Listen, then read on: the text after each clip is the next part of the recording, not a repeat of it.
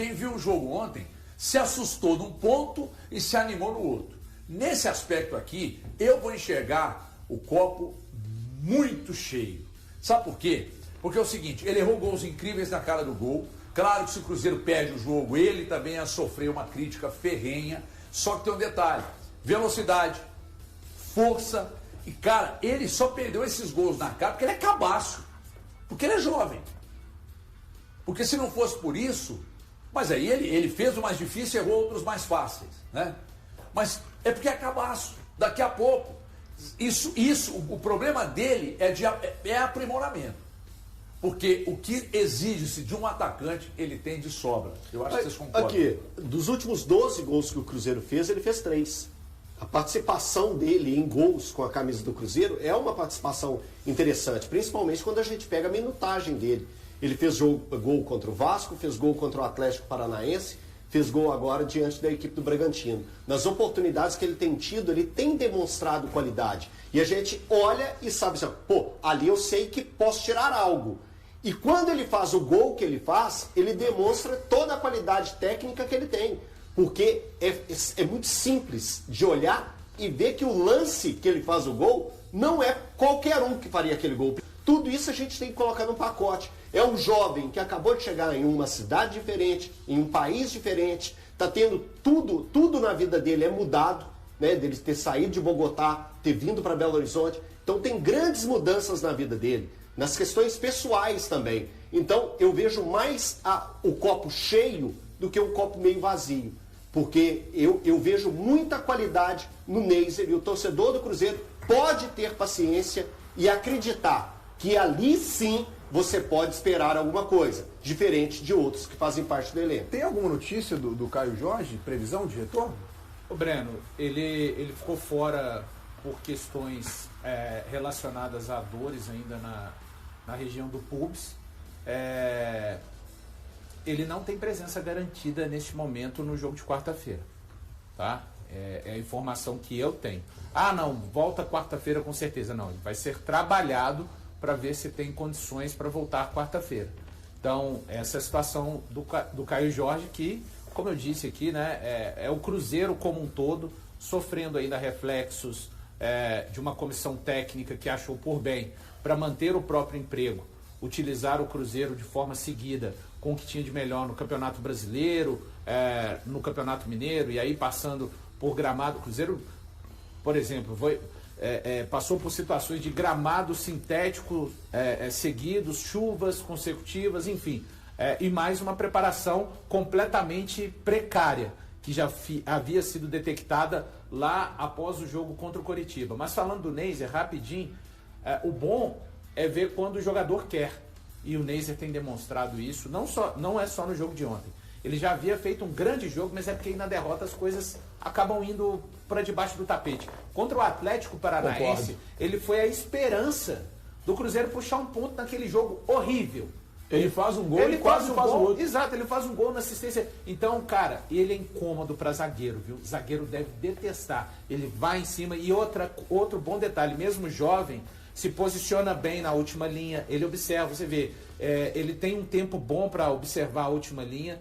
E ele consegue tomar bolas da defesa, Thiago, sem fazer a falta no zagueiro. E assim, cara, visando a bola mesmo. Um moleque com essa capacidade. E não tem sangue de Kisuko. O melhor é quando é um jogador que é sul-americano e não tem sangue de Kisuko. E não é à toa que, tipo, Barcelona, Atlético de Madrid, os clubes da Europa queriam a contratação dele. Quando o Cruzeiro foi contratá-lo, tinha outros clubes interessados. Aí você acha que é à toa que o Barcelona, o Porto, o Atlético de Madrid, o Parma, todos esses times demonstrariam interesse por ele, sendo que esse jogador não era capacitado? Ele é muito capaz, ele é bom de bola. Ele tem muito potencial. Ele tem potencial absurdo. Eu gosto de usar esse termo. Assim, mas ele claramente é capaz, ele é bom de bola. A bola não pode o pé dele. Não. E ele é um cara que tem fisicamente muito privilegiado, é muito bom em relação à velocidade. Ele tem características semelhantes à do Caio Jorge. Não estou dizendo que ele é igual, que ele é um sucessor natural ou qualquer coisa do tipo. Mas que ele tem características semelhantes à do Caio Jorge e que ele pode ser útil para esse time, cara. Ele pode se tornar um cara com a capacidade de ser o reserva imediato do Caio Jorge. Vou falar. Que o Cruzeiro tanto procura desde a temporada passada. Fisicamente, vejam bem, fisicamente, pelo que o Caio Jorge está passando, a questão do pubis, a questão dos jogos que ficou fora. Fisicamente, hoje, o Neiser está melhor do que o Caio Jorge. Sim, está inteiro. Vejam bem, fisicamente, porque o Caio Jorge não está inteiro. E o Caio Jorge já vem falando isso desde o Campeonato Mineiro. Não, estou com algumas questões, ainda não estou 100%. Fisicamente... Falou, antes do Pubis, qual que era o problema do Caio Jorge? Era um problema no dedo. Foi No pé. Foi dedo do pé ou planta do pé? Foi a questão da briga, um dedo do pé direito, eu acho, que estava muito inchado. Sim.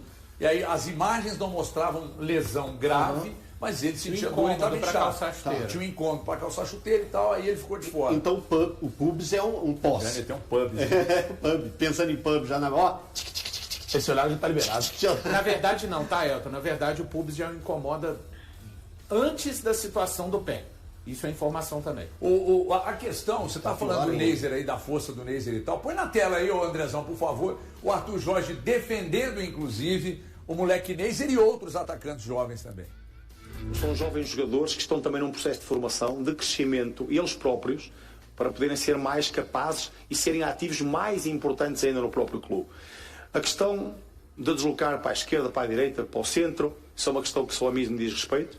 São decisões que eu só tenho que tomar em função daquilo que é o trabalho que tenho de equipa e aquilo que eu entenda que possa ser mais útil para a equipa. O ele perder a bola mais vezes é daqueles que eu quero que ele perca mais vezes. Ele, o Mateus, o Christian, o Wanderson, o Bruno, são jogadores que têm que arriscar. E quando têm que arriscar e quando têm de tomar a decisão de poderem ser mais irreverentes, vão perder mais vezes, mas as vezes que conseguirem ganhar e passar vão ser importantes naquilo que é a finalização das nossas jogadas. Olha que coisa, como é que é o futebol, né? Olha o momento que o Arthur Jorge vive. 4 jogos, 3 vitórias, ele faz 2 jogos dentro de casa agora. Ele pode chegar aí a mais 2 vitórias consecutivas, coisa que eu acredito até pelos adversários, da maneira, o momento que vive, e a torcida agora empolgada. E nós estamos falando de um time que ainda tem para entrar o Caio Jorge e o Romero, que ainda não jogou. Ele está colocando o Vidalba, tá no banco. Ele nem viu o Sinisterra ainda, Breno, para citar mais um. Ainda tem essa que ele tá dando uma moral pro Jonathan Jesus, quer dizer, ele tá colocando outros jogadores. A lateral direito também, você vê, o William não jogou, não chegou nem a entrar ontem, então ele tá fazendo algumas mudanças ali. A gente tá começando a ver que ele tá realmente mexendo as coisas no Cruzeiro. E o que é o momento do futebol? Talvez aqui há 2, 3 semanas atrás a gente estava aqui preocupado, o Cruzeiro pode cair, pode ter que brigar. E hoje você vê o quê? Você vê uma vertente para cima. Você olha e se for fazer uma aposta nos 2 próximos jogos, né? você pensa. Mas precisa de sequência, Breno. Mas o Cruzeiro precisa de... Eu tô de acordo com você, o viés é de alta, mas não pode ali na frente, entende? Porque o Cruzeiro chegou nessa situação no próprio Campeonato Brasileiro depois de uma sequência. Isso. Então eu acho que os últimos 2 jogos do Cruzeiro, assim como havia sido o jogo contra o Vitória, o São Paulo, você sobe um morro contra o Vitória e despenca. O Cruzeiro despencou de uma altura maior até do que subiu no jogo contra o São Paulo. Aí o Barcelona de Guayaquil, você sobe muito pela importância. Ontem sobe de novo, então tem que continuar. É uma sequência. Porque daqui a pouco, se isso for quebrado, o trabalho acaba por não sair do lugar. Mas o campo, nos 3 dos 4 jogos que o Arthur fez, o campo me impressiona bastante. O Cruzeiro é um time organizado já em 4 jogos. O que mostra também o quanto de tempo foi perdido com o Tite no comando até o dia 15 de março. Eu acho que para o Cruzeiro ontem foi fundamental essa vitória, principalmente da maneira que foi. Né? O Elton colocou muito bem, Valu, você sofreu um gol e conseguir buscar a virada, coisa que o Cruzeiro não conseguia até então, o controle emocional do Cruzeiro e logo um gol, logo de cara, né? Numa falha do goleiro. Agora, o ato dos jogadores darem a moral pro goleiro, pro Matheus Cunha, não quer dizer também, sinceramente, que eles estão confiando no goleiro. Não. Porque, olha, a gente que joga futebol, a gente sabe. Quando isso acontece recorrente, até você tem uma desconfiança no goleiro. O HG tá falando aqui que o Robertinho tem que aprimorar o treinamento do Matheus Cunha, mas eu, se fosse Cruzeiro, eu aprimorava o do Otávio, para já começar a pensar e dar uma oportunidade pro Otávio, porque isso aconteceu e o Cruzeiro venceu. Se o Cruzeiro tivesse perdido, como é que seria a vida do Matheus Cunha hoje? Cara, ele estava perdido, agora você vai esperar perder? Você vai esperar perder? Então isso é um ponto que eu acho que o Arthur Jorge já tem que estar começando a pensar e está preparando o Otávio para uma condição de entrar nesse time. Agora, outro detalhe, fundamental o Gerson ter, enfim, aparecido e a ausência do Caio Jorge ter sido suprida pelo Neiser, que por mais que ele tenha perdido 5 oportunidades e fez uma, mas ele estava lá, ele apareceu, ele criou, ele estava no lugar certo, e a gente sempre cobrava aqui. Quando o Caio Jorge sai do time do Cruzeiro, o time do Cruzeiro fica aquele time sem nenhuma opção ofensiva, e ontem não foi assim, né? Foi 1, 2, 3, é um garoto ainda, mas ele tem algumas características que chegam a impressionar. Eu, pelo menos, aquela questão da explosão muscular, o valor. É um absurdo. Cara, e a gente, fisicamente faz uma diferença. Quando a gente acompanha no campo, você sabe disso, está sempre cobrindo os jogos do Atlético.